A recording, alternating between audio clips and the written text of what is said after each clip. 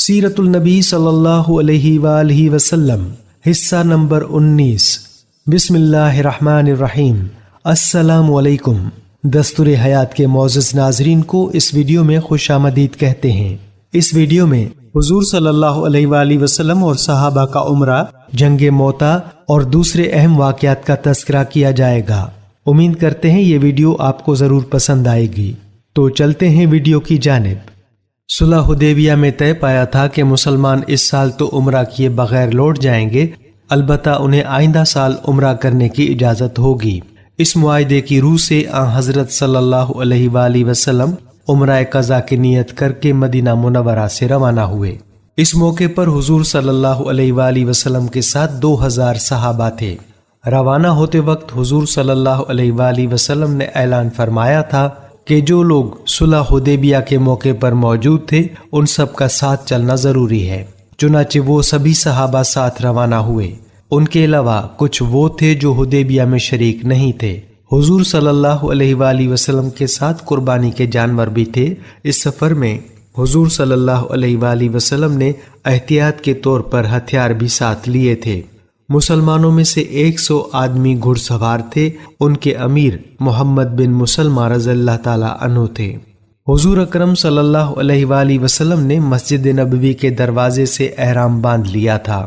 قریش کے کچھ لوگوں نے جب صحابہ کرام رضی اللہ تعالی عنہم کے ساتھ ہتھیار دیکھے تو وہ بوکھلا کر مکہ معظمہ پہنچے اور قریش کو بتایا کہ مسلمان ہتھیار لے آئے ہیں اور ان کے ساتھ تو گھڑ سوار دستہ بھی ہے۔ قریش یہ سن کر بدحواس ہوئے اور کہنے لگے، ہم نے تو کوئی ایسی حرکت نہیں کی جو اس معاہدے کے خلاف ہو، بلکہ ہم معاہدے کے پابند ہیں۔ جب تک صلح نامے کی مدت باقی ہے ہم اس کی پابندی کریں گے۔ پھر آخر محمد صلی اللہ علیہ وآلہ وسلم کس بنیاد پر ہم سے جنگ کرنے آئے ہیں؟ آخر قریش نے مکرز ابن حفص کو قریش کی ایک جماعت کے ساتھ روانہ کیا۔ انہوں نے آپ سے ملاقات کی اور کہا، آپ ہتھیار بند ہو کر حرم میں داخل ہونا چاہتے ہیں، جبکہ معاہدہ یہ نہیں ہوا تھا۔ اس پر آپ صلی اللہ علیہ وآلہ وسلم نے فرمایا، ہم ہتھیار لے کر حرم میں داخل نہیں ہوں گے۔ معاہدے کے تحت صرف میانوں میں رکھی ہوئی تلواریں ہمارے ساتھ ہوں گی، باقی ہتھیار ہم باہر چھوڑ جائیں گے۔ مکرز نے آپ صلی اللہ علیہ وآلہ وسلم کی بات سن کر اطمینان کا اظہار کیا اور قریش کو جا کر اطمینان دلایا۔ جب حضور اقدس صلی اللہ علیہ وآلہ وسلم کے مکہ معظمہ میں داخلے کا وقت آیا تو قریش کے بڑے بڑے سردار مکہ معظمہ سے نکل کر کہیں چلے گئے۔ ان لوگوں کو حضور اقدس صلی اللہ علیہ وآلہ وسلم سے بغض تھا، دشمنی تھی۔ وہ مکہ معظمہ میں حضور اقدس صلی اللہ علیہ وآلہ وسلم کو برداشت نہیں کر سکتے تھے، اس لیے نکل گئے۔ آخر آپ صلی اللہ علیہ وآلہ وسلم اور صحابہ کرام رضی اللہ تعالی عنہم مکہ معظمہ میں داخل ہوئے۔ حضور اقدس صلی اللہ علیہ وآلہ وسلم اس وقت اپنی اونٹنی قصوہ پر سوار تھے۔ صحابہ کرام آپ صلی اللہ علیہ وآلہ وسلم کے دائیں بائیں تلواریں لیے چل رہے تھے اور سب لبیک اللہم لبیک پڑھ رہے تھے۔ روانہ ہونے سے پہلے باقی ہتھیار آپ صلی اللہ علیہ وآلہ وسلم نے ایک جگہ محفوظ کرا دیے تھے۔ وہ جگہ حرم سے قریب ہی تھی۔ مسلمانوں کی ایک جماعت کو ان ہتھیاروں کی نگرانی کے لیے مقرر کیا گیا تھا۔ مکے کے مشرکوں نے مسلمانوں کو بہت مدت بعد دیکھا تو وہ انہیں کمزور سے کمزور لگے، تو آپس میں کہنے لگے، یثرب کے بخار نے مہاجرین کو کمزور کر دیا ہے۔ یہ بات آپ صلی اللہ علیہ وآلہ وسلم تک پہنچی تو حکم فرمایا، اللہ تعالیٰ اس شخص پر رحمت فرمائے گا جو ان مشرکوں کو اپنی جسمانی طاقت دکھائے گا۔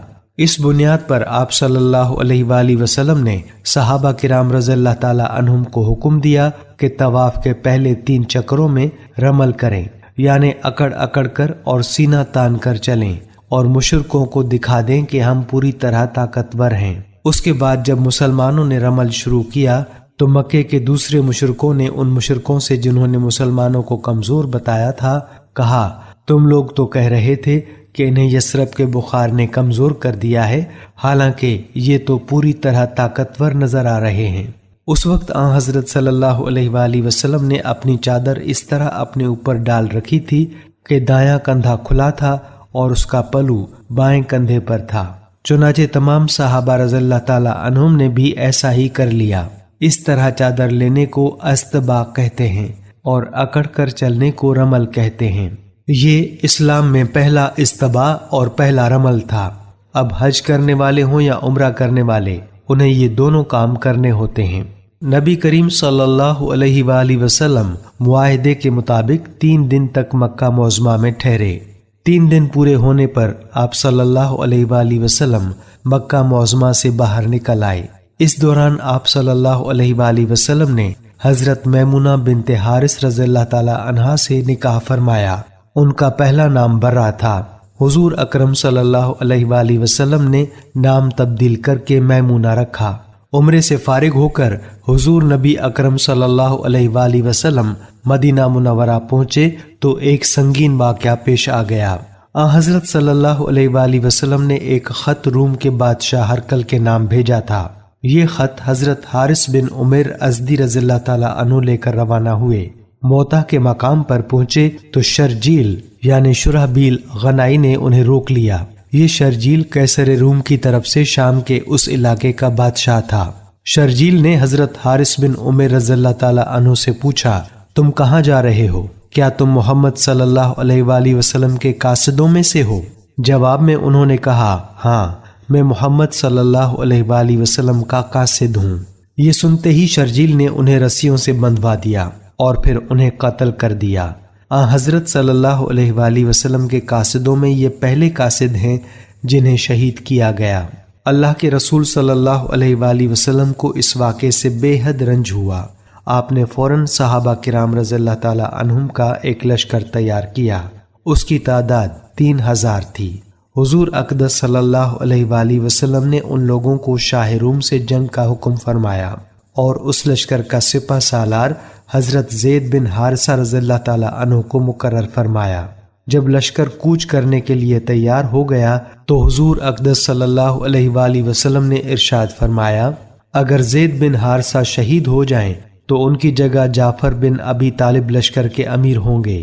اگر جعفر بن ابی طالب بھی شہید ہو جائیں تو عبداللہ بن رواحہ ان کی جگہ لیں گے۔ اگر عبداللہ بن رواحہ بھی شہید ہو جائیں تو مسلمان جس پر راضی ہوں اسے اپنا امیر بنا لیں۔ جب آپ صلی اللہ علیہ وآلہ وسلم نے یہ ہدایات فرمائیں، اس وقت ایک یہودی شخص بھی وہاں موجود تھا اور یہ سب سن رہا تھا۔ اس نے کہا، اگر یہ واقعی نبی ہیں تو میں قسم کھا کر کہتا ہوں کہ جن لوگوں کے نام انہوں نے لیے ہیں وہ سب شہید ہو جائیں گے۔ یہ بات حضرت زید بن حارثہ رضی اللہ تعالی عنہ نے سن لی تو بولے، میں گواہی دیتا ہوں کہ حضرت صلی اللہ علیہ وآلہ وسلم سچے نبی ہیں۔ آپ صلی اللہ علیہ وآلہ وسلم نے ایک سفید رنگ کا پرچم تیار کیا اور زید بن حارثہ رضی اللہ تعالی عنہ کو دے دیا۔ پھر آپ نے مجاہدین کو نصیحت فرمائی، جہاں حارث بن عمیر کو قتل کیا گیا ہے، جب تم وہاں پہنچو تو پہلے ان لوگوں کو اسلام کی دعوت دینا، وہ دعوت قبول کر لیں تو ٹھیک، ورنہ اللہ تعالیٰ سے ان کے مقابلے میں مدد مانگنا اور ان سے جنگ کرنا۔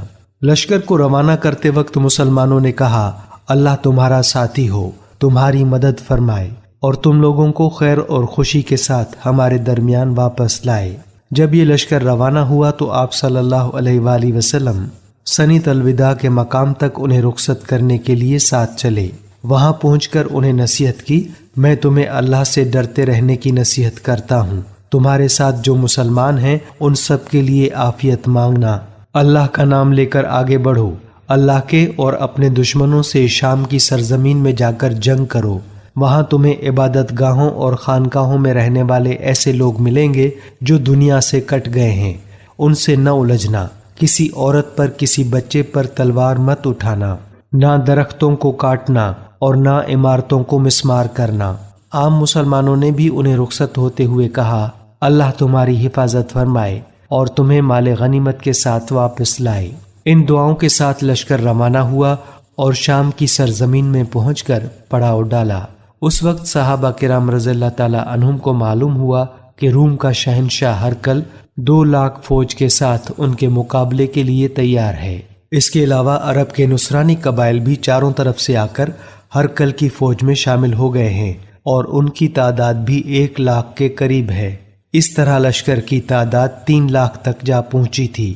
ان کے پاس بے شمار گھوڑے، ہتھیار اور ساز و سامان بھی تھا۔ اس کے مقابلے میں مسلمانوں کی کل تعداد صرف 3000 تھی۔ اور ان کے پاس ساز و سامان بھی برائے نام تھا۔ یہ تفصیلات معلوم ہونے پر اسلامی لشکر وہیں رک گیا۔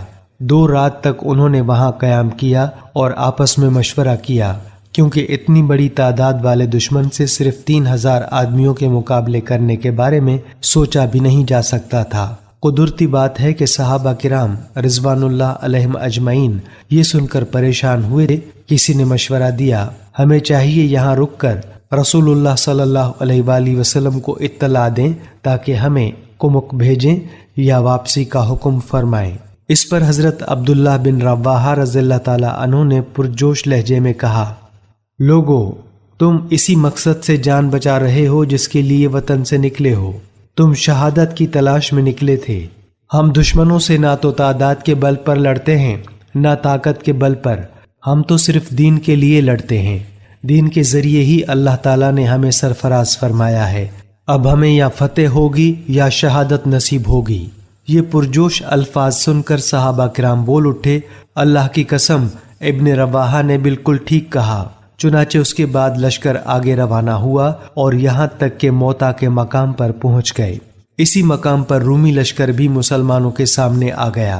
حضرت زید بن حارثہ رضی اللہ تعالی عنہ نے رسول اللہ صلی اللہ علیہ وآلہ وسلم کا پرچم ہاتھ میں لیا اور دشمن کی طرف بڑھے۔ صحابہ کرام رضوان اللہ علیہم اجمعین ان کی قیادت میں رومی لشکر پر حملہ آور ہوئے۔ مسلمانوں نے زبردست حملہ کیا تھا۔ ادھر رومی بھی آخر 3 لاکھ تھے، انہوں نے بھی بھرپور حملہ کیا۔ تلواروں سے تلواریں ٹکرانے لگیں، نیزے اور تیر چلنے لگے، زخمیوں کی آوازیں بلند ہونے لگیں، گھوڑوں کے ہنہنانے اور اونٹوں کے بلبلانے کی آوازیں گونجنے لگیں۔ اس حالت میں حضرت زید بن حارثہ رضی اللہ تعالی عنہ پرچم اٹھائے جنگ کر رہے تھے اور مسلسل آگے بڑھ رہے تھے۔ ان پر جوش کی ایک ناقابل بیان کیفیت طاری تھی۔ ان کے ہاتھوں کتنے ہی رومی جہنم رسید ہوئے، آخر وہ لڑتے لڑتے شہید ہو گئے۔ اسی وقت حضرت جعفر رضی اللہ تعالی عنہ نے پرچم لے لیا۔ وہ اپنے سرخ رنگ کے گھوڑے پر سوار تھے۔ اب مسلمان ان کی قیادت میں جنگ کرنے لگے۔ انہوں نے اس قدر شدید جنگ کی کہ بیان سے باہر ہے۔ لڑتے لڑتے ان کا ایک بازو کٹ گیا۔ انہوں نے پرچم بائیں ہاتھ میں پکڑ لیا۔ کچھ ہی دیر بعد کسی نے ان کے بائیں بازو پر وار کیا اور وہ بھی کٹ گیا۔ انہوں نے پرچم کو اپنی گود کے سہارے سنبھالے رکھا اور اسی حالت میں شہادت کا جام نوش فرمایا۔ اس وقت حضرت عبداللہ بن رواحہ رضی اللہ تعالی عنہ آگے آئے اور پرچم اٹھا لیا۔ انہوں نے گھوڑے کی بجائے پیدل جنگ کرنا مناسب جانا اور دشمنوں سے مقابلہ شروع کر دیا۔ انہوں نے بھی بہت دلیری سے جنگ کی، یہاں تک کہ شہید ہو گئے۔ اب مسلمان اور عیسائی ایک دوسرے کی صفوں میں گھس چکے تھے اور جنگ گھمسان کی ہو رہی تھی۔ کافروں کی تعداد چونکہ بہت زیادہ تھی اور مسلمان صرف 3000 تھے، لہٰذا ان کی تعداد کو اس تعداد سے کوئی نسبت ہی نہیں تھی۔ اس لیے ان حالات میں بعض مسلمانوں نے پسپائی اختیار کرنے کا ارادہ کیا، لیکن اسی وقت حضرت عقبہ بن عامر رضی اللہ تعالی عنہ پکارے، لوگوں، اگر انسان سینے پر زخم کھا کر شہید ہو تو یہ اس سے بہتر ہے کہ پیٹھ پر زخم کھا کر مرے۔ ایسے میں حضرت ثابت بن ارقم رضی اللہ تعالی عنہ نے آگے بڑھ کر گرا ہوا پرچم اٹھا لیا اور بلند آواز میں بولے، مسلمانوں، اپنے میں سے کسی کو امیر بنا لو تاکہ پرچم اسے دیا جا سکے۔ بہت سے صحابہ پکار اٹھے، آپ ہی ٹھیک ہیں۔ یہ سن کر وہ بولے، لیکن میں خود کو اس قابل نہیں سمجھتا۔ ان حالات میں سب کی نظریں حضرت خالد بن ولید رضی اللہ تعالی عنہ پر پڑیں۔ سب نے انہیں امیر بنانے پر اتفاق کر لیا۔ یہ بھی کہا جاتا ہے کہ خود حضرت ثابت بن ارقم رضی اللہ تعالی عنہ نے ہی پرچم ان کے حوالے کیا تھا اور کہا تھا، جنگ کے اصول اور فن آپ مجھ سے زیادہ جانتے ہیں۔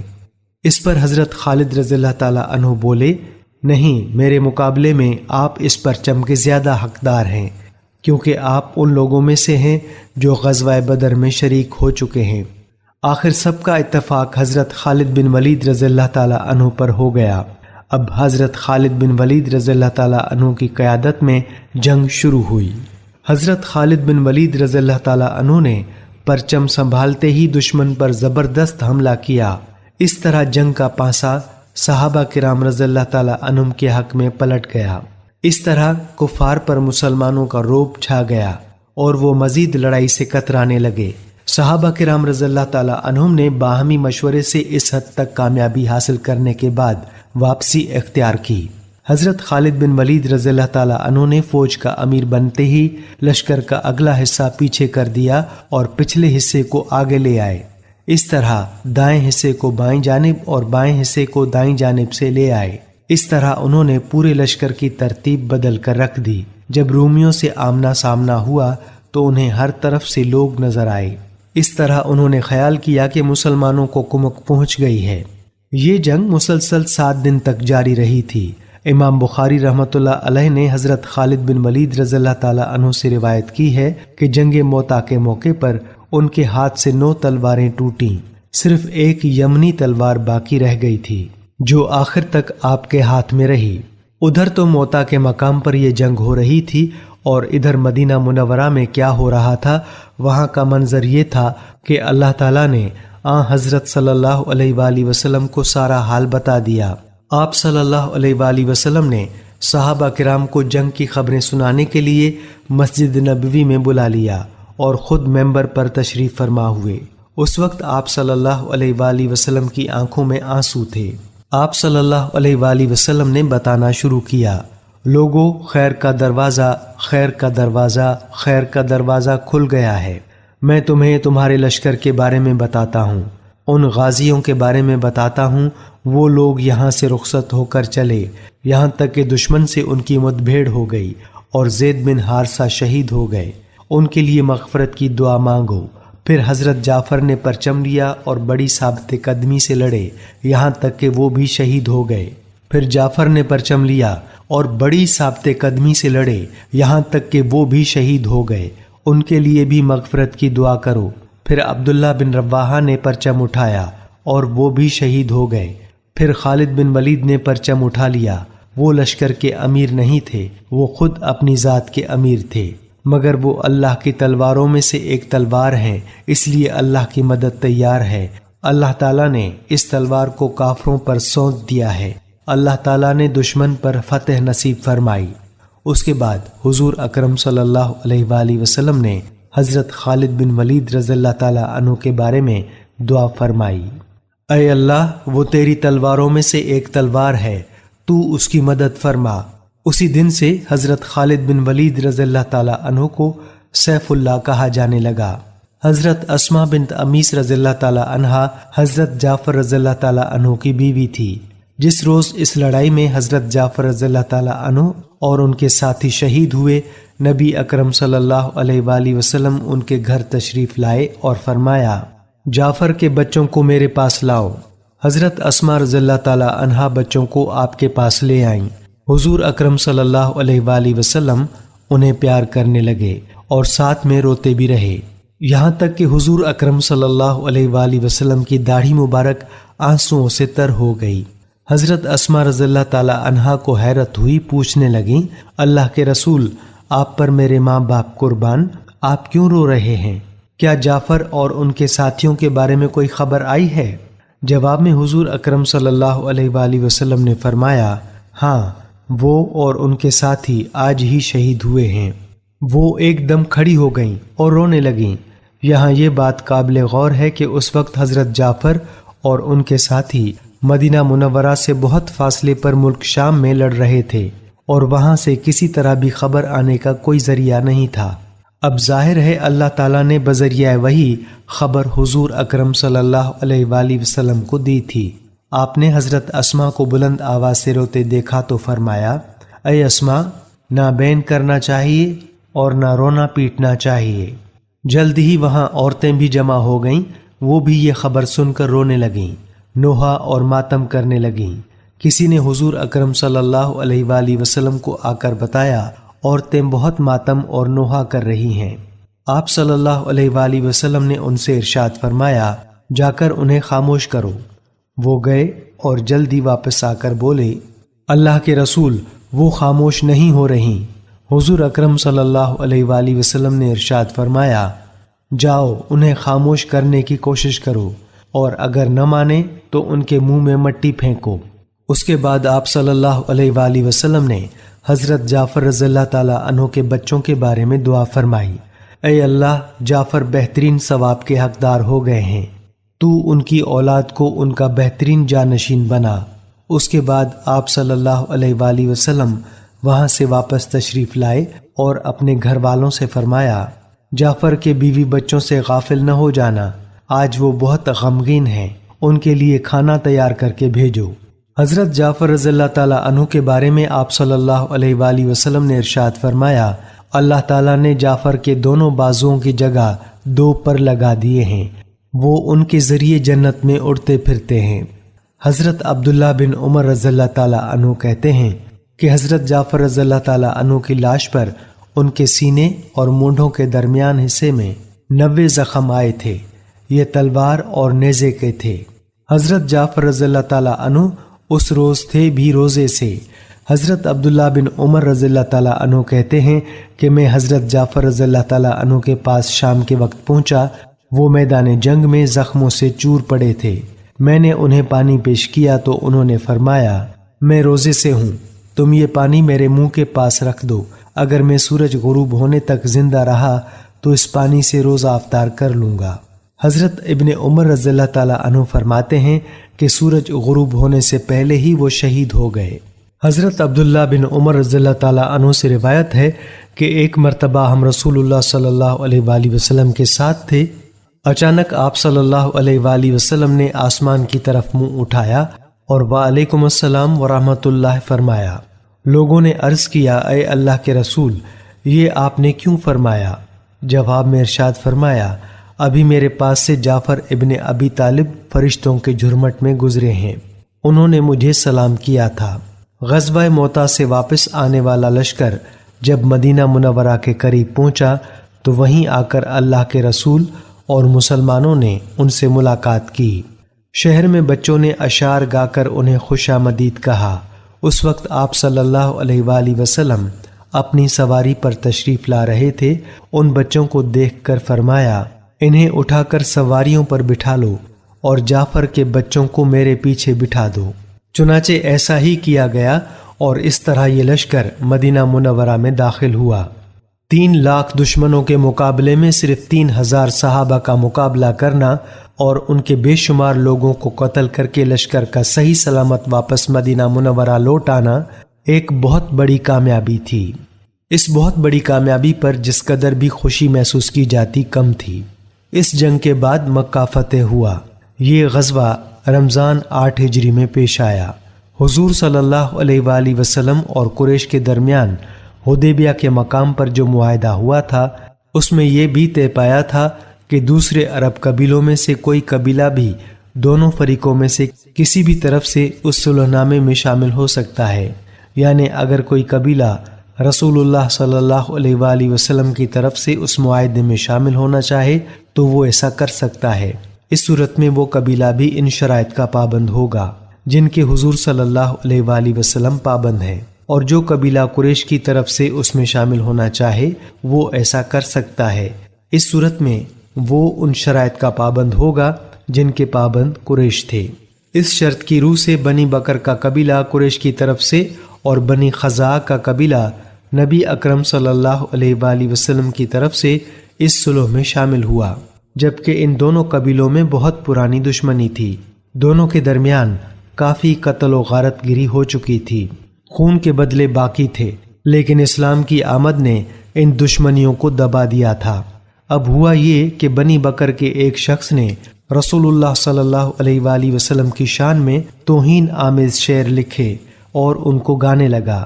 بنی خزاع کے ایک نوجوان نے ان اشعار کو سن لیا، اس نے بنی بکر کے شخص کو پکڑ کر مارا، اس سے وہ زخمی ہو گیا۔ اس پر دونوں قبیلے ایک دوسرے کے خلاف اٹھ کھڑے ہوئے، کیونکہ پرانی دشمنی تو ان میں پہلے سے چلی آ رہی تھی۔ بنی بکر نے ساتھ میں قریش سے بھی مدد مانگ لی۔ قریش سرداروں نے ان کی درخواست قبول کر لی، ان کی مدد کے لیے آدمی بھیج دیے اور ہتھیار بھی۔ پھر یہ سب مل کر ایک رات اچانک بنی خزاع پر ٹوٹ پڑے۔ وہ لوگ اس وقت بے فکری سے سوئے ہوئے تھے۔ ان لوگوں نے بنی خزاع کو بے دردی سے قتل کرنا شروع کیا۔ بنی خزاع کے بعض افراد جانے بچانے کے لیے وہاں سے بھاگے اور ایک مکان میں گھس گئے۔ قریش نے انہیں وہاں بھی جا گھیرا اور پھر اس مکان میں گھس کر انہیں قتل کیا۔ اس طرح قریش نے بنی بکر کی مدد کے سلسلے میں اس صلح نامے کی دھجیاں اڑا دیں۔ جب یہ سب کر بیٹھے تو احساس ہوا کہ یہ ہم نے کیا کیا۔ اب وہ جمع ہو کر اپنے سردار ابو سفیان کے پاس آئے۔ سارا واقعہ سن کر انہوں نے کہا، یہ ایسا واقعہ ہے کہ میں اگرچہ اس میں شریک نہیں ہوں لیکن بے تعلق بھی نہیں رہا، اور یہ بہت برا ہوا۔ اللہ کی قسم، محمد صلی اللہ علیہ وآلہ وسلم اب ہم سے جنگ ضرور کریں گے، اور میں تمہیں بتائے دیتا ہوں، میری بیوی ہندا نے ایک بہت بھیانک خواب دیکھا ہے۔ اس نے دیکھا ہے کہ ہجون کی طرف سے خون کا ایک دریا بہتا ہوا آیا اور خندمہ تک پہنچ گیا۔ لوگ اس دریا کو دیکھ کر سخت پریشان اور بدحواس ہو رہے ہیں۔ اس پر قریش نے ان سے کہا، جو ہونا تھا وہ تو ہو چکا، اب آپ محمد صلی اللہ علیہ وآلہ وسلم کے پاس جائیں اور ان سے نئے سرے سے معاہدہ کریں۔ آپ کے سوا یہ کام کوئی اور نہیں کر سکتا۔ اس پر ابو سفیان اپنے ایک غلام کے ساتھ مدینہ منورہ کی طرف روانہ ہوئے۔ ادھر ان سے پہلے بنی خزاع کا ایک وفد آپ صلی اللہ علیہ وآلہ وسلم کی خدمت میں پہنچ گیا اور جو کچھ ہوا تھا تفصیل سے بیان کر دیا۔ حضور صلی اللہ علیہ وآلہ وسلم اس وقت مسجد نبوی میں اپنے صحابہ کرام رضی اللہ تعالیٰ عنہم کے ساتھ تشریف فرما تھے۔ بنی خزاع کی درد بھری رودات سن کر حضور صلی اللہ علیہ وآلہ وسلم کی آنکھوں میں آنسو آ گئے اور ارشاد فرمایا، اگر میں بنی خزاع کی مدد انہی چیزوں سے نہ کروں جن سے میں اپنی مدد کرتا ہوں تو اللہ تعالیٰ میری مدد نہ فرمائے۔ اسی وقت آسمان پر ایک بدلی آ کر تیرنے لگی۔ حضور صلی اللہ علیہ وآلہ وسلم نے اس کو دیکھ کر ارشاد فرمایا، یہ بدلی بنی خزاع کی مدد کے لیے بلند ہوئی ہے۔ ام المومنین حضرت میمونہ رضی اللہ تعالی عنہا فرماتی ہیں کہ ایک رات رسول اللہ صلی اللہ علیہ وآلہ وسلم میرے پاس تھے۔ رات میں اٹھ کر انہوں نے نماز پڑھنے کے لیے وضو کیا۔ ایسی حالت میں نے انہیں لبیک لبیک لبیک فرماتے سنا، یعنی میں حاضر ہوں، میں حاضر ہوں، میں حاضر ہوں۔ ساتھ میں آپ صلی اللہ علیہ وآلہ وسلم نے یہ بھی فرمایا، میں مدد کروں گا، میں مدد کروں گا، میں مدد کروں گا۔ اب وہاں کوئی اور تو تھا نہیں، چنانچہ میں نے عرض کیا، اے اللہ کے رسول، میں نے آپ کو 3 بار لبیک اور میں مدد کروں گا فرماتے ہوئے سنا ہے، یہ کیا معاملہ ہے؟ جواب میں آپ صلی اللہ علیہ وآلہ وسلم نے ارشاد فرمایا، بنی خزاع کے ساتھ کوئی واقعہ ہو گیا ہے۔ اس کے 3 دن بعد بنی خزاع آپ صلی اللہ علیہ وآلہ وسلم کے پاس پہنچے تھے۔ گویا اللہ تعالیٰ نے پہلے ہی آپ صلی اللہ علیہ وآلہ وسلم کو خبر دے دی تھی، جبکہ ابو سفیان اس کوشش میں تھے کہ اس سلسلے میں سب سے پہلے وہ حضور صلی اللہ علیہ وآلہ وسلم سے جا کر ملیں، یعنی ان کے وہاں پہنچنے سے پہلے مسلمانوں کو اس واقعے کی خبر نہ ہو۔ حضور صلی اللہ علیہ وآلہ وسلم نے اپنے صحابہ کرام رضی اللہ تعالیٰ عنہم کو بھی پہلے ہی ان الفاظ میں خبر دے دی تھی، بس یوں سمجھو نئے سرے سے معاہدہ کرنے اور اس کی مدت بڑھانے کے لیے ابو سفیان آیا ہی چاہتا ہے۔ پھر ابو سفیان سے پہلے ہی بنی خزاع کا وفد مدینہ منورہ پہنچ گیا۔ یہ لوگ حضور صلی اللہ علیہ وآلہ وسلم سے مل کر واپس روانہ ہوئے تو راستے میں ابو سفیان سے ان کا سامنا ہوا۔ ابو سفیان نے ان سے کچھ پوچھنے کی کوشش کی لیکن وہ بتائے بغیر آگے بڑھ گئے۔ تاہم ابو سفیان نے بھانپ لیا کہ یہ لوگ اسی سلسلے میں مدینہ منورہ گئے تھے۔ مدینہ پہنچتے ہی ابو سفیان سیدھے اپنی بیٹی نبی کریم صلی اللہ علیہ وآلہ وسلم کی زوجہ محترمہ حضرت ام المومنین ام حبیبہ رضی اللہ تعالی عنہا کے پاس گئے۔ گھر میں داخل ہونے کے بعد جب ابو سفیان نے بستر پر بیٹھنا چاہا تو ام المومنین ام حبیبہ رضی اللہ تعالی عنہا نے بستر لپیٹ دیا۔ یہ دیکھ کر ابو سفیان حیرت زدہ رہ گئے۔ انہوں نے کہا، بیٹی یہ کیا؟ مہمان کے آنے پر بستر بچھاتے ہیں کہ اٹھاتے ہیں؟ حضرت ام حبیبہ رضی اللہ تعالی عنہا نے فرمایا، یہ رسول اللہ صلی اللہ علیہ وآلہ وسلم کا بستر ہے اور آپ ابھی مشرک ہیں۔ یہ سن کر ابو سفیان بولے، اللہ کی قسم، میرے پاس سے آنے کے بعد تجھ میں خرابیاں پیدا ہو گئی ہیں۔ اس پر حضرت ام حبیبہ رضی اللہ تعالی عنہا نے فرمایا، یہ بات نہیں، بلکہ بات یہ ہے کہ مجھے اسلام کی ہدایت عطا ہو گئی ہے، جبکہ آپ پتھروں کو پوجتے ہیں، ان بتوں کو جو نہ سن سکتے ہیں اور نہ دیکھ سکتے ہیں۔ آپ قبیلہ قریش کے سردار اور بزرگ ہیں، سمجھدار آدمی ہیں اور اب تک شرک میں ڈوبے ہوئے ہیں۔ ان کے جواب میں ابو سفیان بولے، تو کیا میں اپنے باپ دادا کا دین چھوڑ کر محمد صلی اللہ علیہ وآلہ وسلم کے دین کو اختیار کر لوں؟ پھر ابو سفیان وہاں سے نکل کر حضور صلی اللہ علیہ وآلہ وسلم کی خدمت میں حاضر ہوئے، لیکن آپ صلی اللہ علیہ وآلہ وسلم نے نئے سرے سے معاہدہ کرنے سے انکار فرما دیا۔ اب وہ حضرت ابو بکر رضی اللہ تعالیٰ عنہ کے پاس گئے، انہوں نے بھی کوئی بات نہ سنی۔ وہ بار بار سبھی بڑے لوگوں کے پاس گئے لیکن کسی نے ان سے بات نہ کی۔ آخر ابو سفیان مایوس ہو گئے اور واپس مکہ لوٹ آئے۔ انہوں نے قریش پر واضح کر دیا کہ وہ بالکل ناکام لوٹے ہیں۔ ادھر ابو سفیان کے روانہ ہونے کے بعد ہی نبی اکرم صلی اللہ علیہ وآلہ وسلم نے مسلمانوں کو کوچ کا حکم فرمایا۔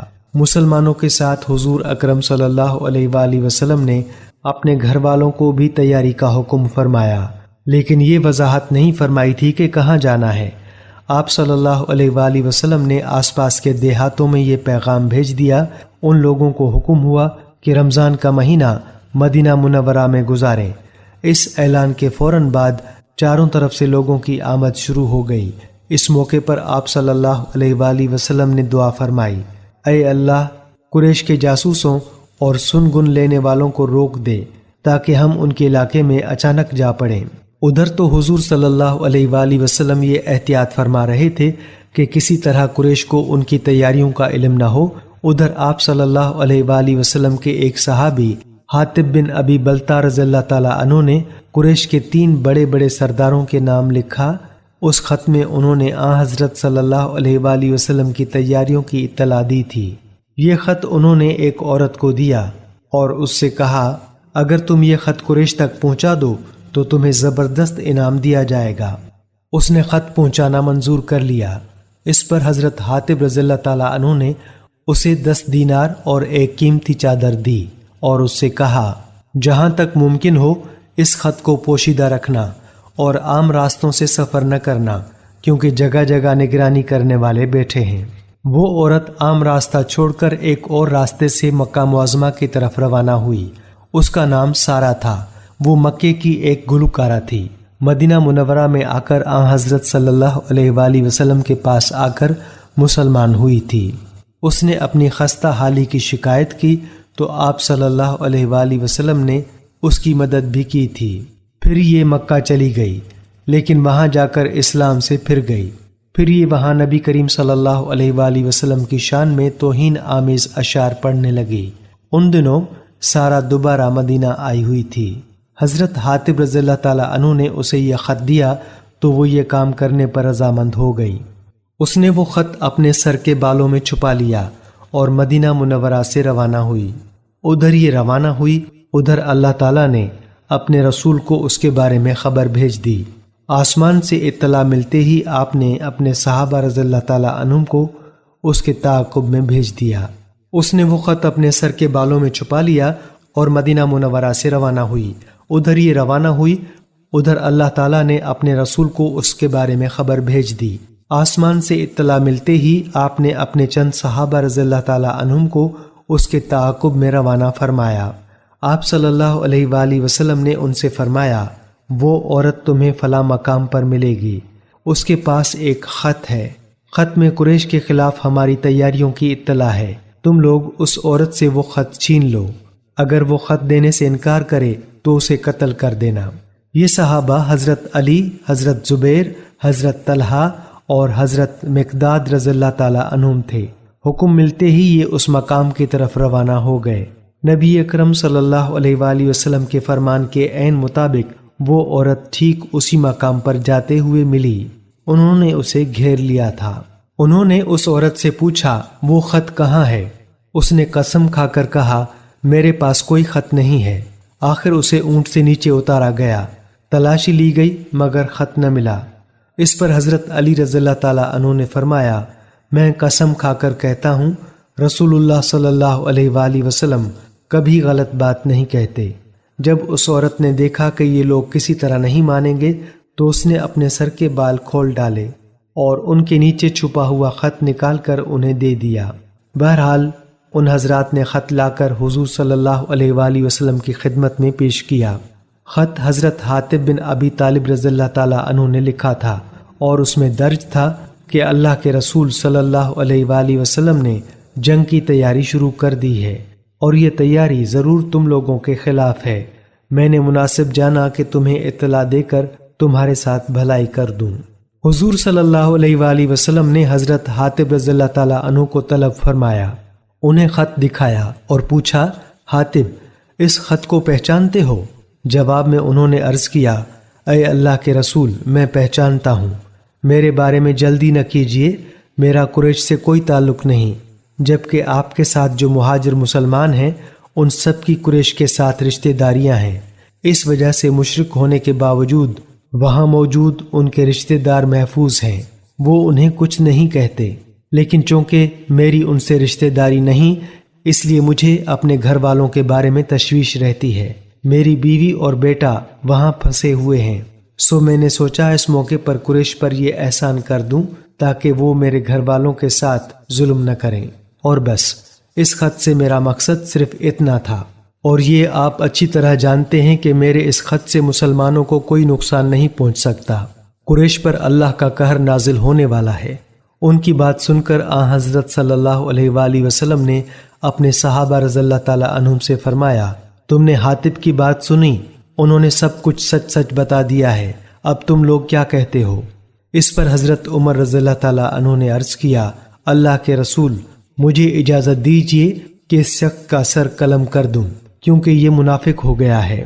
حضرت صلی اللہ علیہ وآلہ وسلم نے ارشاد فرمایا، اے عمر، یہ شخص ان لوگوں میں سے ہے جو غزوہ بدر میں شریک ہوئے تھے، اور عمر تمہیں کیا پتا، ممکن ہے اللہ تعالیٰ نے اہل بدر سے یہ فرما دیا ہو کہ تم جو چاہے کرو، میں نے تمہاری مغفرت کر دی ہے۔ نبی اکرم صلی اللہ علیہ وآلہ وسلم کا یہ ارشاد مبارک سن کر حضرت عمر رضی اللہ تعالیٰ عنہ کی آنکھوں میں آنسو آ گئے۔ ادھر اللہ تعالیٰ نے سورہ الممتحنہ کی یہ آیت نازل فرمائی۔ ترجمہ، اے ایمان والو، تم میرے دشمنوں اور اپنے دشمنوں کو دوست مت بناؤ کہ ان سے دوستی کا اظہار کرنے لگو، حالانکہ تمہارے پاس جو دین آ چکا ہے وہ اس کے منکر ہیں۔ وہ رسول کو اور تمہیں اس بنا پر شہر بدر کر چکے ہیں کہ تم اللہ تعالیٰ پر ایمان لے آئے ہو۔ سیرت النبی صلی اللہ علیہ وآلہ وسلم کا سلسلہ ابھی جاری ہے۔ اس حوالے سے ابھی آپ حصہ نمبر 19 ملاحظہ فرما رہے تھے۔ آنے والی ویڈیو میں حضرت صلی اللہ علیہ وآلہ وسلم کا مدینہ منورہ سے مکے کی طرف کوچ اور فتح مکہ کے واقعات کو بیان کیا جائے گا۔ امید کرتے ہیں یہ ویڈیو آپ کو ضرور پسند آئی ہوگی۔ اسے اپنے دوستوں کے ساتھ ضرور شیئر کیجیے، لائک کیجیے، دستور حیات پیج کو فالو کر لیں، دستور حیات یوٹیوب چینل کو سبسکرائب کر لیں تاکہ اس طرح کی مزید اسلامی، تاریخی، اصلاحی اور دلچسپ ویڈیوز آپ تک پہنچتی رہیں۔ اب ہمیں اجازت دیجیے، اللہ حافظ۔